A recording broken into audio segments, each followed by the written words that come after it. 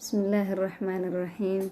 الحمد لله رب العالمين، ثم الصلاة والسلام على أشرف الأنبياء والمرسلين سيدنا محمد وعلى آله وصحبه أجمعين، وبعد. السلام عليكم ورحمة الله وبركاته. waxaa inoo socday sheeko taxane ah, sheeko iyo inaan isla fiirino xalkeeda muxuu noqon karaa.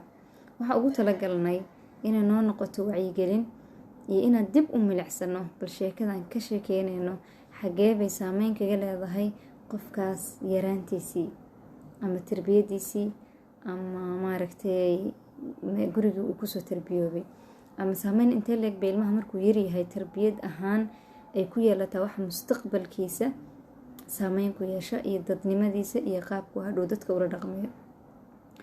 sheekooyinku waxay u qaybsamaan qaybo badan. sheeko lagaaga sheekeeyey oo aada hubin runteeda iyo beenteeda, sheeko aada meel ka akhriday, sidoo kale iyadana aada hubi karin xaqiiqadeeda iyo inay tahay mala awaal, iyo sheeko aad usoo taagneyd oon cidna kaaga sheekeyneynin.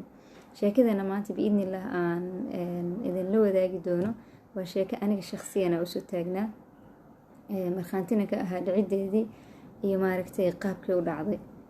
sheekadani waxay ku dhacday gabar baa waxay joogtay guriga reerkeeda ayay ku nooleyd. markay ku nooleyd waxay dhahday maalin maalmaha ka mid ah ayaa waxaa isoo wacay wiil. telefoonku waan qabtay. ayada waxay ku nooshay Soomaaliya, laakiin telefoonku waa dalka dibadiisa. waxay tiri telefoonka markaan qabtay ayaan markaan irid hello mise waa nin waxaa ila hadlaya. markaas wuxuu igu yiri waa nin, waxa laygu dhahaa hebel hebel, waxaan nahay dad qaraabo ah, waxaan doonayaa in aan ku barto. laakiin wuxuu yiri hadda kulama hadli karo, meel buuqlaan ku jiraa, haddaan soo helo telefoonkaaga bas waxaa rabay inaan ku salaamo, insha Allah caawa ma kusoo wici karaa. dhib ma lahan bitiro ay soo wici kartaa. wiilkii gabadha waa soo wacay, waa isu sheegay, waa isu sharxay. maysan garan, laakiin waxay garatay qaraabadiisa, yacni dad ku dhow qaraabay ahaayeen, laakiin shakhsiyan umaysan noqon, dad kale garatay walaalihiis iyo wax lamid ah. gabadhii wiilkii wuxuu ku yiri waxaan doonayaa inaan maaragtay dad baa isoo kaa ammaanay, ammaantaada isoo gaartay inaan qof wanaagsan tahay, anigana yaraantaadii baan ku arki jiray qof waxaa tahay aada u qurux badan. kalimaadka qasalkaayo maaragtay dhalinyaradu isu adeegsanayaan markay hasaawayaan. wuxuu ku yiri walaal waxaan doonayaa inaan maaragtay kula sheekaysto, haddii ay ilaahay xaggiisa ka ahaatana aan ku heshino mustaqbalna aan isguursano. runtii waxay tiri waxyaabo badan baa iga mancinayay inaan maaragtay aqbalo sheekadiisa, way ka mid tahay inuu ahaa nin reerle. dabcan inuu ninku reer leeyahay ma ahan wax dhibaato ah, laakiin haddana qofka juuskiisa isagaa iska leh.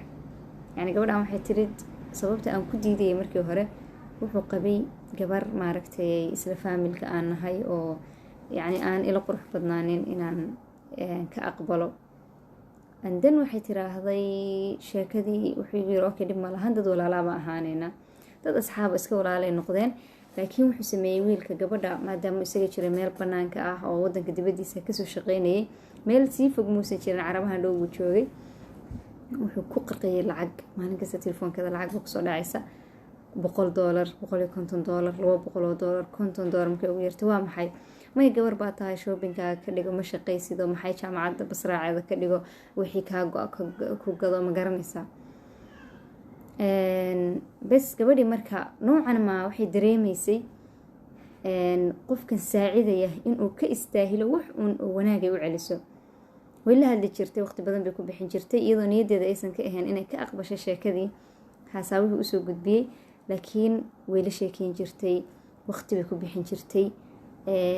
markasta maaragtay markay ka mashquusho wuxuu dalban jiray inay maaragtay waqti siiso. markaasay dhihi jirtay walaal xusuusno inaan nahay anaga dad walaalo ah oo wax kale naga dhexaynin, oo ifan haddii maaragtay markaan waqti isu helno aan wada hadli karno. sheekadu waxay saa u socoto, gabadhii waxaa dhacday inay iyada iyo faamilkeeda ay ka dhexdhaceen maaragtay mashaakil, kadibna ay wiilkii uga sheekaysay, kadibna ay ku tiri weliba waxaan doonayaa inaan guriga ka wareego. waxaan doonayaa bay tirid inaan gurigeyga ka wareego sababtoo ah problem noocaasa ayaana kala haysta aniga faamilkeyga. wuxuu ku yiri okay dhib ma lahan, anaa ku caawinaya, guri soo raadso yirid, lacag buu usoo diray, guri bay ku degtay. wixii agab u baahneed oo guri la dhiganayay oo dhanna way soo iibsatay, lacag buu usoo diray. meesheeda iska deganayd isagaa biilayay, lacagta usoo dirayay. maalintii dambe haddana wuxuu maaragtay markuu lacag badan siiyey isyirid qoftaan dee maaragtay qof wanaagsan bay ku aragtaayo ma garanaysaa, ayuu wuxuu yiri wuxuu haddana kusoo celiyey sheekadii. qofyaa wuxuu dhahay aniga markii hore waa lay kaa ammaanay, kadib markaan ku bartayna dee waxaa noqotay gabar aan maaragtay akhlaaqiyaadkeeda iyo dhaqankeeda aan ka helay, aad baana kuu jeclahay, waxaana doonayaa dib inaan kaaga codsado sheekadii. waxay ku tirid sheekadii way ka aqbashay, laakiin waxay kaga aqbashay iyadoo dareemaysa qofkan wuu ku wanaajiyey, lacag badan baad ka cuntay, walow aadan ka dalban, laakiin haddana macquul maaha in aad maaragtay aad ku dhehdid walaal ma ka aqbali karo. it's okay waxay tiri maxay iga dhibaysaa, halkaasaan kala joognaa, waan isaga sheekeynaya. okay bay tiri, wala sheekeysatay. markay la sheekeysatay muddo ayay waxay la tashatay saaxiibteed. maalinkii dambe waxay ku tiri saaxiibay, gurigan aan deganahay waxa yaallo dhan waxa iisoo diray ninkaas lacagteeda, anigana niyad uma hayo, mana doonayo qof bini aadan inaan lu gooyo, igamayna ahayn markaan aqbalayay inaan isiri lacagtan ha kuu socoto ama kida, laakiin saas bay noqotay, waan aqbalay, haddana ma doonayo. okay waxay ku tiri u sheeg intaas ka badan halugan. waxaa ku dhahdaa walaal aniga ma doonayo inaan maaragtay xiriirkan sii wado, waad mahadsan tahay wixii ay iisoo dirteen ilaaha ka ajar siiyo, dad walaalaa baan nahay, walaaltinimadeeni iyo wanaageeni awal baad igu caawin jirtay iyo qaraabanimadeedii dee inoo soo celi. wuu ka xanaaqay, wuxuu usoo diray marka waxaa jirta bigjaro ay u diri jirtay oo ah bigjaro guriga masalan markay degtay oo kale, mar ay xanuunsatay oo dhakhtar tagtay oo kale, ayadana waxay isdhehaysa miskiinta maadaama ku tiri guri baan degayaa waa inaa maaragtay aad tustid cadayntii maaragtay inaa guri degtay. taani shay markay dhakhtarka tegayso waxay tiri maadaama ku tiri dhakhtar baan tegaya waan xanuunsanaya, uu dawo oo lacag kuu soo diray, waa inaad tustid inaa maaragtay dhakhtarkii tagtid ee jiiftid, ayadoo marka falaanba ku xiran tahay ayay u dirtay. markay ku tirid walaal xiriirka waxaan doonaya inuu halkan ku ekaado, ayuu wuxuu kusoo yaaciyay sawiradii, yacni isagoo umana sheeganayo leh waxaasoo isxaanaan kuu galay, adigana maanta intaas igu abaalguday. wuxuu ku tiri walaal dee lacag qofka bini aadanka qalbigiisa laguma jabsado, waxbaad itirtay, waad i wanaajisay, walaaltinimo iyo ehelnimo iyo adoo weliba damacigaga kaa jiro ayaa i wanaajisay, waana ka xumaha inaan ku geliyo maaragtay hididiilo iyo inaan xiriirkaa aqbalay, laakiin ma doonayo xiriirkan inuu sii socdo, mana doonayo intaa ka badan inaan kula gooyo, guur iyo waxbaad igala hadlaysaa, anigana wax niyada kuma hayo. it's okay wuxuu yidhi dhib ma lahan, wuu isaga tegey. wuu ka tegey laakiin kamuu tegin nihaa'iyan, wuu maqnaadaa, cabaar kadib wuu kusoo laabtaa, ayaama kadib wuu kusoo laabtaa. maalinkii dambe duruuf baa kusii adkaatay gabadhii, laanoo lacagtii isagoo usoo diraayo wuu ka joojiyey. macnaha waxay dareentay inay u baahan tahay qof saacida, maadaama isagana ku wareeganayo ayay waxay tiri okay, yacni xiriir dambe mar way ka diiday, marna way ka aqbashay, haddana waxay ku tiri ma doonayo inuu sii socdo, mar saddexaad bay ka aqbashay. ay ku tiri okay waa yahay dhib ma lahan. markaa wuxuu yidhi waan imaanayaa, waddankaa imaanayaa, waxaan doonayaa maadaama waddanka horta wuxuu usoo sawiray guri, wuxuu yidhi gurigan baan dhistay, adaana ku dejinayaa, waxaan doonayaa inaa maaragtay alaabteena aan oo maaragtay guri ku degeyno inaan inooga soo raro dibadda, marka waxaad ila joos garaynaysaa alaabta. waxay tiri maalin aan imtixaan lahaa ayaa wuxuu iisoo diray sawirada alaabta, maaragtay dee fadhigii iyo sariirtii iyo maaragtay qasaaladii, talaagadii, wax kasta oo guri u baahnaa, wax kasta oo maanta gabar tamanido hadday noqoto alaab guri la dhigo. mar waxay ka fikiraysay qofka niyad uma haysid sidee ula noolaan doontaa, marna waxay dhahaysay maadaama guriga aabahana kasoo tagtay, maaragtay ninkaas de wanaagsan oo ku rabo lacagta ku siinaya maxaa ku diidaysaa, soo ma ahan yani niyad uma hayo, ma jecli, markuu ninkaaga noqdo ayaad jeclaan doontaa. sawiradii buu soo diray, way la doortay, sariirtaasaan rabnaa, fadhigaasaan rabnaa, aqalkaasaan rabnaa, warqad buu usoo sawiray lacagtii la dejiyey oo alaabta. automatically gabadha waxay isku programisay inay la degi doonto maaragtay ninkaas. wuxuu uga sheekeyn jiray daa'iman markuu yimaado inuu maaragtay soo qaadi doono, inuu casarkii jaamacad bay dhigan jirtay jaamacadda keeni doono, inuu maaragtay habeenkii isaga kasoo dooni doono, inuu maaragtay nolol qurux badan. wuxuu yidhi guriga waxaan kaaga dhex furi doonaa dukaan maaragtay gelinkaa jaamacadda aadid maahana gelinka kale ku maaragtay ku shaqaysatid, waxaasoo dhan baan kuu sameyn doonaa, waxaa laga yaabaa inaa maaragtay meeshaan deganahay igu timaadid babababa. okay bay tirid. wuxuu yiri maalinkii dambe aabe usoo sheeg in aan soo wici doono. waxay tiri waan orday aabaa u tegi, waxaan ku yidhi aabe ninka noocaas oo wadankaa jooga inay hebela ma taqaanaa. wuxuu yidhi ani ma aqaana nin dhalinyaraa weye, laakiin waxaan aqaanaa ehelkiisa. marka waxaan idinka soo sheeko dhaafay inta uu la sheekeysanayay wuxuu ku yiri xaaskayga waanu kala tagna, waan furay, markaan wadanka imaado adiga uunbaan ku qabi doonaa. waa ku kaas aabaheed bay u tagtay, wuxuu ku tiri aaba ninkaa ma garanaysa. wuxuu ninkaa ma garanaya, laakiin ehelkiisana waan garanayaa, maaragtay dadkiisa uu ka dhashay odayaasha ah.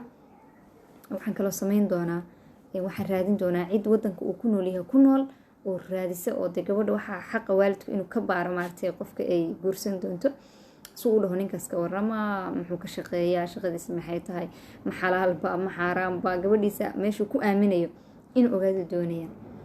markay u sheegtay aabaheed saa kaga soo tagtay ayay fariin ku celisay, waxay ku tirid aabe waan u sheegay arrintii, waxaana ku irid caawa kusoo wici doona. wuxuu ku yidhi waxaad ku dhahdaa aabe caawa kusoo wici doonaa, ninkaas iga soo kaa doonaya. laakiin kumay dhihin, waxay tiri aabe ninkaas ayaan sheekaysanay inaan isguursanaan doonayaa, bal iga soo fiiri. wuxuu ku tiri aabe waan u sheegay, waxaan ku yidhi caawa kusoo wacaya. okay beri dhib ma lahan.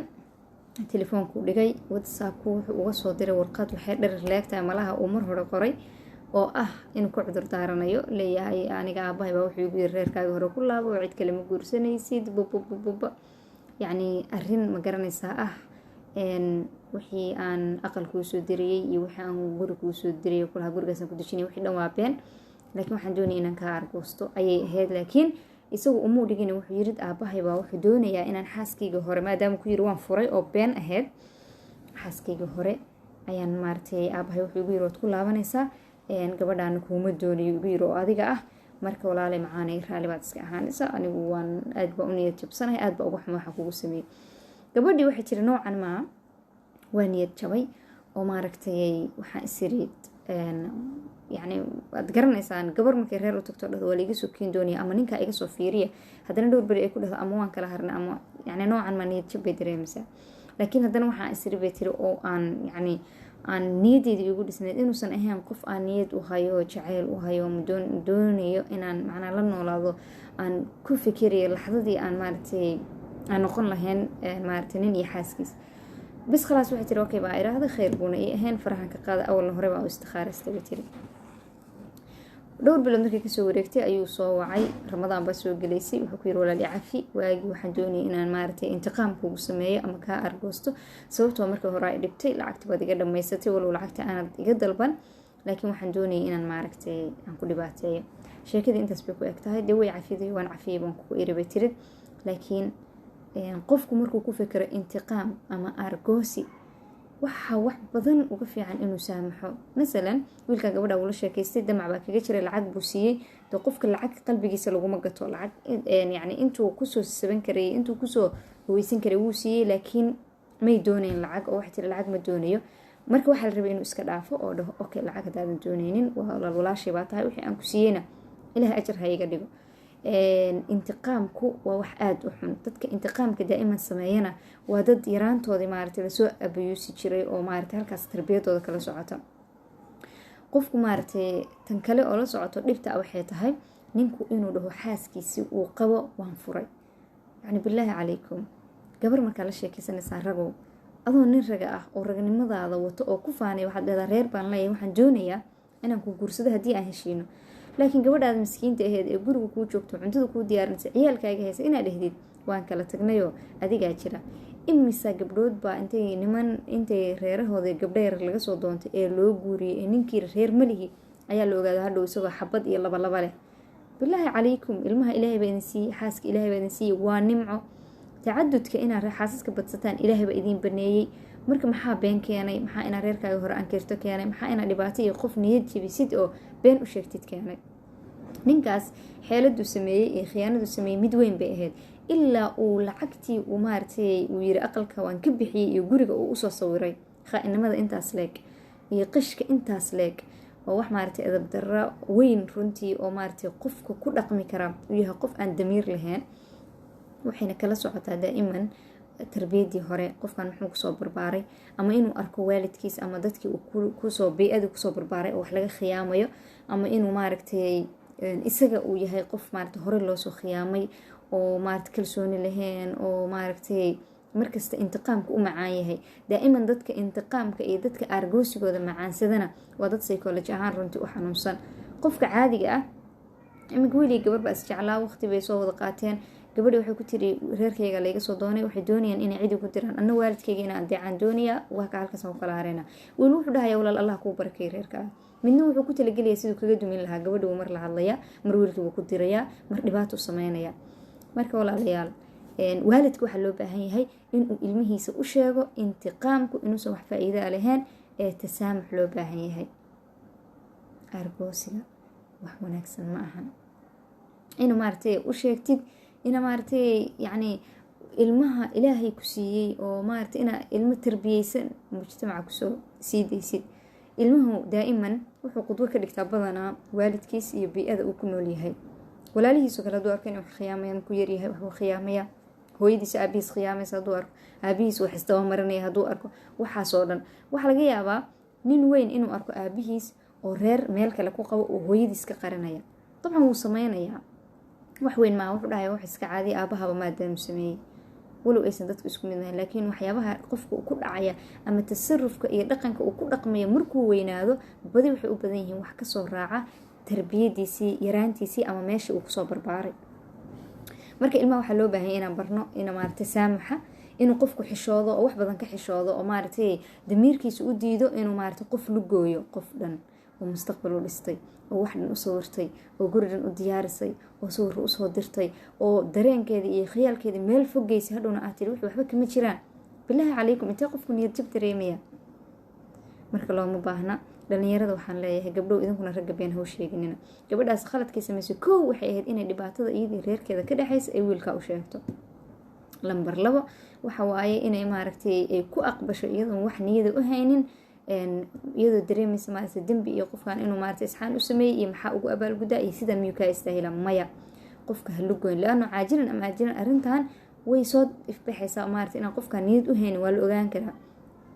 imise gabar baa nin ama lacag ku raacday ama wax kale ku raacday ama iyadoo rabitaan jiran raacday, hadhowna shardi maaha dadka dhan, laakiin way dhacdaa. hadhowna markay guriga isla tageen isfahmi waayeen, niyad u heli weyda, reerka halkaa ku burbureen. ka fiirsaday cidaad maaragtay aad maaragtay la hasaaweysaan, haddiidinaan rabin oo doonayn ha lugoynina. teeda kale sawirada, qofku hadduu sawir kaa hayo maaragtay wax weyn buu kaa hayaa. maalintaa baahneed hadduu kaa hayo, maalintaa barwaaqoodid oo isaga ka kaaftoontay oo qofkan kusoo gacan qabtay buu just ku xasuusin karaa. hadduu ku xasuusiyo intaas buu ku fiican yahay, hadduuna ku fadeexayn ku dhibaataynin. sawiradeena xifdista gabdhow, sirihiina ilaalista iyo mashaakilka faamilka maaragtay faamili ahaan ka dhexeeya hala wadaagnina qof qalaad. ninkan maanta isbarateen, allahu aclam inaa beri kala tegaysaan. xataa kan ku qabo oo kula jooga yuuna ogaanin mashaakilka adiga iyo reerka maaragtay idinka dhexeeya. daa'iman ha kuu arko inaad tahay qof reerkeeda ixtiraamaysa oo wanaagsan oo maaragtay aan wax ka cabasho ah ka sheegaynin. intaasba maanta kusoo maaragtay insha allah aan sheekada noogu dhammaanaysa. sheekooyin badan oo insha allah raxmaan meelo badan taabanaya, wax badan aan ka faa'iidaysanayno baan rajeynaya inaan dib iskala wadaagi doono. وأقول قولي هذا واستغفر الله لي ولكم، والسلام عليكم ورحمة الله وبركاته.